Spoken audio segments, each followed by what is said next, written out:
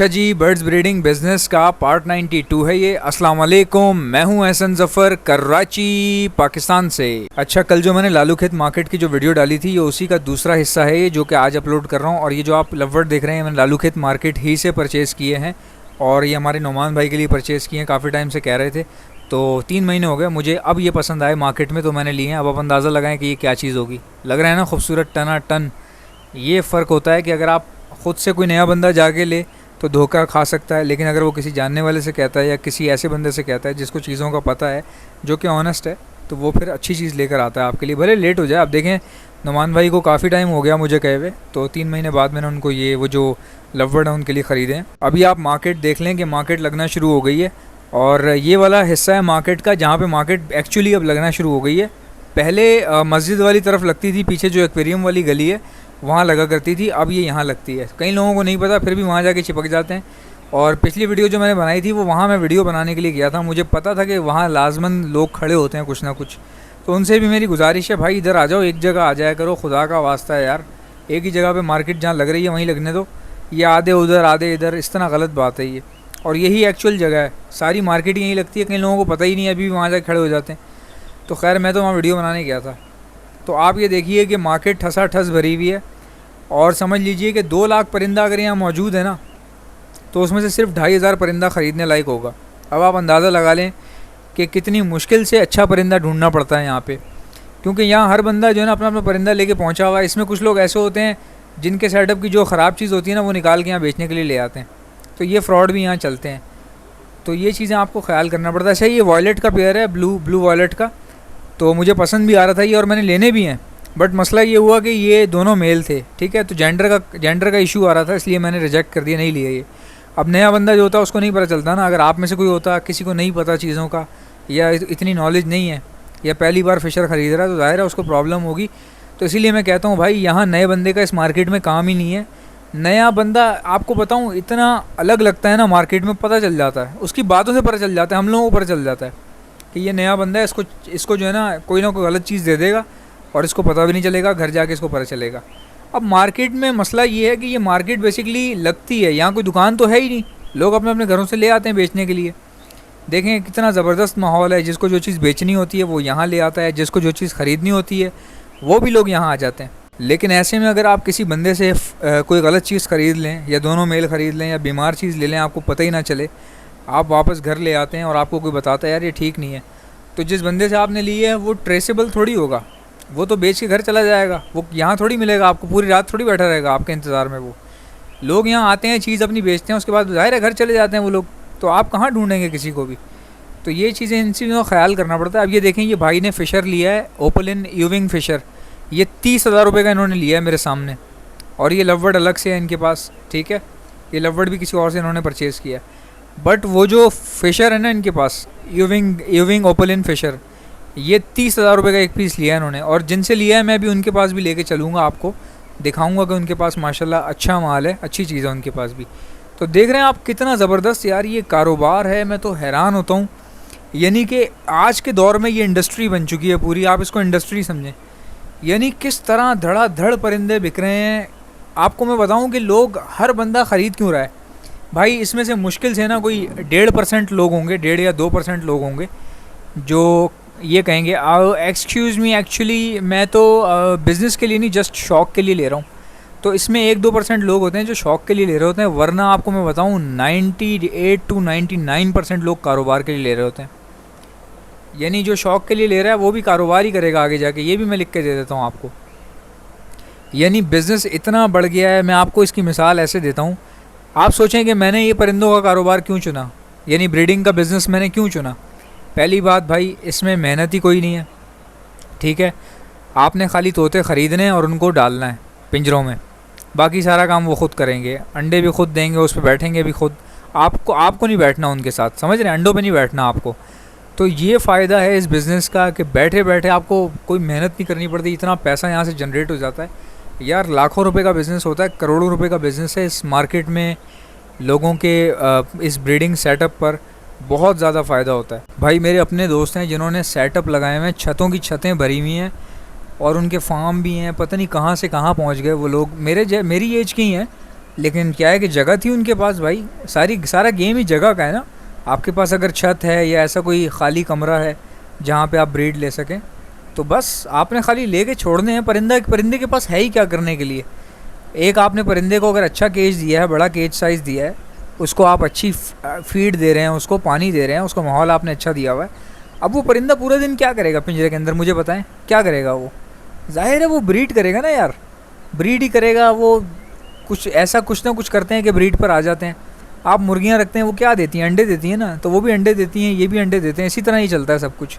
बस फ़र्क होता है, हर परिंदे का एक अलग तरीक़ेकार होता है रखने का। वो चीज़ें आपको अगर पता हों तो आप कारोबार कर सकते हैं। ठीक है, ये कारोबार कहाँ से कहाँ निकल गया देखें ना आप। कि एक दौर था, मैं आपको बताऊँ, कि लोग फिंचेस से ब्रीड करवाते थे और उस टाइम क्या कहा जाता था, अक्सर लोगों के मुंह से सुना होगा आपने, यार लोटिनो तो ब्रीड ही नहीं करता, लोटिनो तो जंगल में अंडे देता है, जंगल में ही ब्रीड करता है, लोटिनो पिंजरे में नहीं करता। तो ऐसी अहमकाना बातें भी मैं सुन चुका हूँ अपने बचपन में। आप समझ रहे हैं, आज से करीब कोई 10-12 साल या 15 साल पीछे मैं आपको ले जाऊँ ना, अगर 15 साल पीछे अगर ले जाऊँ मैं आपको, 15 साल पहले आप में से कई लोगों को, समझदार लोगों को वो दौर याद होगा। आज से 15 साल पहले लोग क्या बोलते थे, लोगों को पता नहीं होता था ना, ये लव बर्ड जो है, लोटिनो जो है, ये जंगल में ब्रीड करता है। पिंजरे में मैंने रखे हुए, मटकी में भी जाते हैं, सब कुछ है, मगर ब्रीड नहीं कर रहे। अबे भाई तुझे पता ही नहीं है, तू क्या लेके आया है, तू दोनों नर लेके आया है, दोनों मादियाँ लेके आया है, तू क्या लाया है, पता नहीं किस वजह से ब्रीड नहीं आ रही तेरे पास, और पता नहीं क्या क्या बातें ठोकी जा रहा है तू बैठ के। तो उस टाइम पे ये हिसाब किताब था। लेकिन आज इंटरनेट का दौर है। आज मैं बताऊँ, गली के बच्चे को पता है कि लव बर्ड से ब्रीड कैसे लेनी है, कॉकटेल के बच्चे मरते क्यों हैं और उनको बचाना कैसे है। बच्चों को पता है आजकल के दौर में। क्यों? क्योंकि ये इंडस्ट्री इतनी तरक्की कर गई है भाई। कहाँ पहुँच गए हैं यार, यानी परिंदे कहाँ पहुँच गए हैं। ये जावा आई हुई थी मार्केट में, मुझे ये लेनी थी, परचेज़ करने के लिए गया हुआ था, इसके ऑर्डर भी आए हैं मेरे पास, मगर ये भाई इतने ज़्यादा महंगी दे रहा था, मैं आपको बता नहीं सकता। और इसकी गलती नहीं है, ये बंदा अपनी जगह ठीक है, लेकिन मसला इसकी वजह ये है कि इसकी डिमांड बहुत बढ़ गई है। जावा की इतनी डिमांड हो गई है कि लोग टूट पड़ रहे हैं जावा ख़रीदने के लिए, एक दूसरे से लड़ रहे हैं कि नहीं पहले मैं आया था, तू पीछे हट जा, मैं लूँगा। तो वो वाला हिसाब है। तो जावा बचती ही नहीं है भाई, इसके पास बची हुई है, यानी कि अभी तक देखें पड़ी हुई है इसके पास। इसका मतलब ये है कि ये क्या रेट मांग रहा होगा, अंदाज़ा लगा लें आप। अब मुझे परचेज़ भी करनी थी, ऑर्डर आए हुए थे, सब कुछ था, लेकिन इतनी महंगी कौन लेगा यार, कोई बंदा तरीके से तो बेचे। खैर मैं इसको गलत नहीं कह रहा, वो बंदा भी अपनी जगह सही था यार, जिसकी ये चीज़ है। डिमांड ही इतनी है जावा की, और बिक रही है, एक एक पेयर करके इसके पास से निकल रही थी। लेकिन अगर वो सही लगाता मैं सारे ले लेता उससे एक बार में ही। तो ये देखें, ये फिंचेस बिक रही हैं, फिंचेस की सौदेबाजी हो रही है। मैंने आपको सौदेबाजी दिखाई, ये देखें सौदेबाजी। बेटा सौदेबाजी की जो फुटेज होती है ना, वो बहुत महंगी फुटेज होती है, यानी अच्छी मानी जाती है। इनमें से एक भाई फिंचेस ख़रीद रहा था और दूसरा उसको सेल कर रहा था। तो ये पूरी फुटेज थी जिसमें ये ख़रीद फ़रोख्त चल रही थी, मैंने रिकॉर्ड कर लिया आप लोगों के लिए। और ये बहुत ही समझ लें कि यानी कि कीमती फुटेजेस होती हैं जिसमें लाइव सौदेबाजी आ रही होती है, रियल सौदेबाजी। तो ये देखें फिंचेस वगैरह निकाल रहे थे ये, और ये बंदा जो है थोड़ा सा नया बायर था, तो ये बहुत चेक कर रहा था कि नहीं मेल बताओ, मेल कैसा होता है, पहले मुझे मेल की निशानी बताओ। तो वो ज़ाहिर है सही भी कर रहा है ना यार, एक बंदा पैसे लगा रहा है, चीज़ पहली बार ले रहा है, उसको सेटिस्फाई होना चाहिए उसको। जितना मर्ज़ी वो टाइम ले ले, बेशक भले ना ले इतना पूछने के बाद भी, तब भी कोई बात नहीं। नया बंदा तो ज़ाहिर है वो चीज़ देख के ही लेगा ना। अब वो फुल जांच पड़ताल कर रहा था, ये क्या है, कैसे है, नर और फीमेल की पहचान क्या होती है, मुझे कैसे पता चलेगा, ये इससे पूछ रहा था आके। हालांकि ये चीज़ें यहाँ सीखने वाली नहीं है, जिसने बेचना है वो तो तुम्हें लल्लू बना देगा 2 मिनट में। ये पहचान होती है, ऐसे होता है, दुम उठाए तो समझो फीमेल है, दुम नीचे कर ले तो मेल है, अजीब व गरीब किस्म की बातें। तो ये चीज़ें जो है ना बड़ी, यानी कि आपको थोड़ा सा आपको अलर्ट रहना पड़ता है चीज़ें ख़रीदते हुए। तो आप नए बंदे को नहीं समझ में आता क्या बात है। अब जैसे जावा है, उसका जेंडर जो है वो आंखों के रिंग से पता चलता है। देखें ना कितनी ख़तरनाक बात है ये, कि हर बंदे को नहीं समझ में आएगा कि जावा में मेल फीमेल कैसे पता चलेगा। मैं आपको समझा भी दूंगा ना 50 बार, तब भी आपको नहीं पता चलेगा, आप देखते रह जाएंगे उसको। हैं अच्छा किसका मोटा रिंग है, इसका पतला रिंग है, पतले रिंग वाली फ़ीमेल है, अच्छा मोटे रिंग वाला मेल है, अच्छा आप अच्छा कर लेंगे, फिर जब लेने जाएंगे फिर आपको समझ नहीं आएगी। तो भाई बहुत मुश्किल काम होता है, एक्सपीरियंस वाले बंदों को ही पता होता है। इस मार्केट में बता रहा हूँ ना, नए बंदे का तो काम ही नहीं है।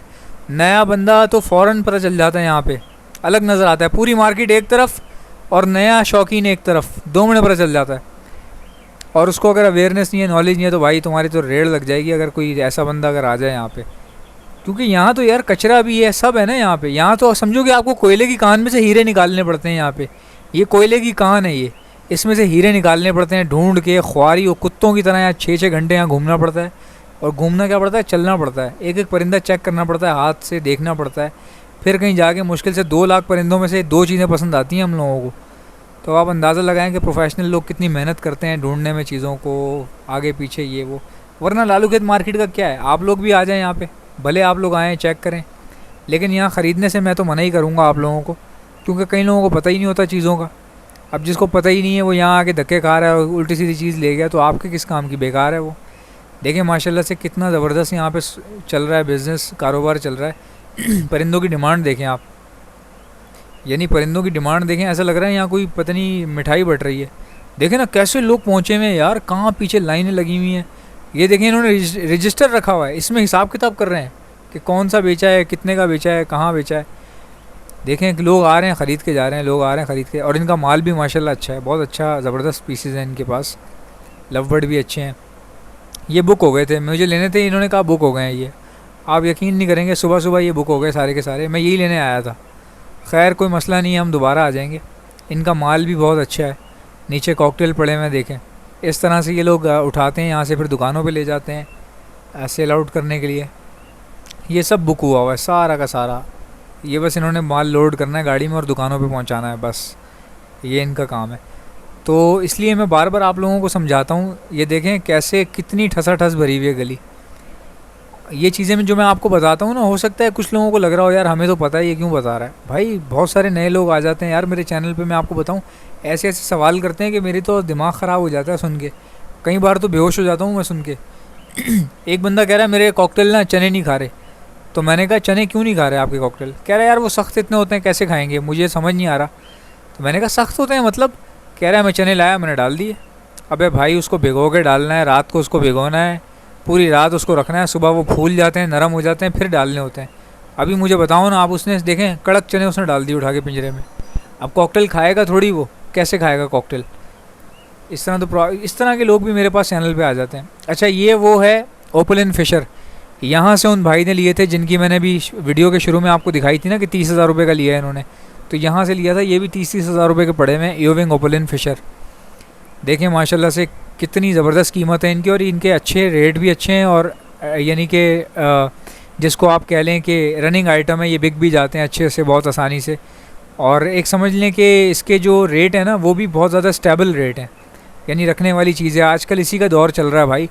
लोगों ने पता है क्या किया, कॉकटेल ख़त्म करके ना लोगों ने ये रख लिए, ओपलिन फिशर रख लिए। उसकी वजह मैं आपको बताता हूँ ऐसा क्यों किया। उसकी वजह ये है भाई, कॉकटेल से जो कॉकटेल की हैंडलिंग थोड़ी सी मुश्किल है। माना कॉकटेल बहुत तेज़ी से बिकता है, मगर उसको थोड़ा सा उससे ब्रीड लेना हर किसी के बस की बात नहीं है, यानी हर बंदा कॉकटेल से फ़ौरन नहीं ब्रीड ले सकता। अब इनका फिशर्स का ये है ना भाई, आज आपने लाके डाले, सुबह ये मटकी में घुस गए, तीसरे दिन आपने नेस्टिंग करवाना शुरू कर दी, चौथे दिन इन्होंने क्रॉस कर लिया, 5वें दिन अंडा दे दिया, चलो अल्लाह अल्लाह खैर सल्लाह। ये इतनी जल्दी ब्रीड पे आ जाते हैं ये। लेकिन इनका ये है बस के गर्मियों में ये इनको रेस्ट देना पड़ता है। कॉकटेल ज़ाहिर है हर बंदे की बस की बात नहीं है। कॉकटेल बिकता बहुत तेज़ी से है, मैं जानता हूँ सबसे ज़्यादा बिज़नेस कॉकटेल का है, लेकिन वही वाली बात है, कॉकटेल को समझना हर बंदे की बस की बात नहीं है। कॉकटेल से ब्रीड लेना इतना आसान नहीं है। ये देख लें हेलीकॉप्टर बजीज़, ये इनके परों पे फूल बना हुआ होता है, हेलीकॉप्टर बना हुआ होता है। और ये मैं नए लोगों को बता रहा हूँ जो नए लोग देखते हैं, इसको होगोरोमो कहा जाता है, होगोरोमो। होमोग्रोमो कहते हैं लेकिन लोग होगोरोमो भी कहते हैं। बेसिकली नाम इसका होमोग्रोमो है, होमोग्रोमो ऑस्ट्रेलियन, होमोग्रोमो बजी।